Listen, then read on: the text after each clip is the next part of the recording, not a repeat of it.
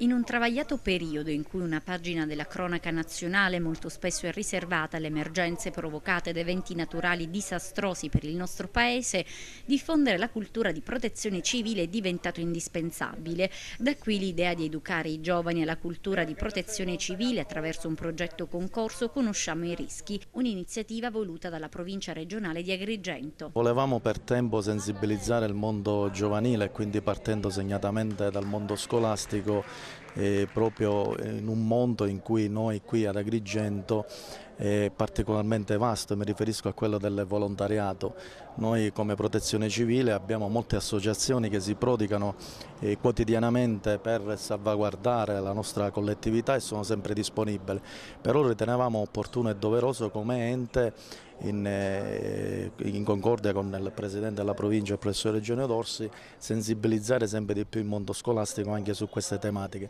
E devo dire che l'iniziativa ha riscosso parecchio successo, è un momento di aggregazione che vede i giovani, il mondo della scuola e le istituzioni e la provincia tutti assieme per cercare di essere pronti a fronteggiare le emergenze e i pericoli.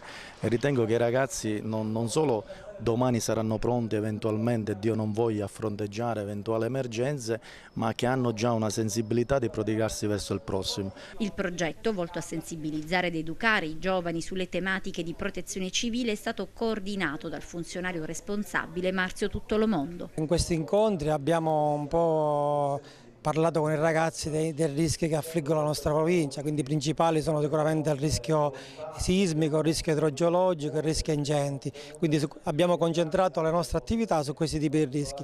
Però in una nuova cultura di protezione civile è fondamentale che ogni cittadino conosca quali sono i rischi che affliggono il proprio territorio. Cosa ha previsto il progetto? Anche delle esercitazioni pratiche? Sì, il progetto ha previsto intanto un'informazione e formazione con i docenti, poi un'informazione e formazione con gli alunni, una prova della vocazione e una prova a quiz.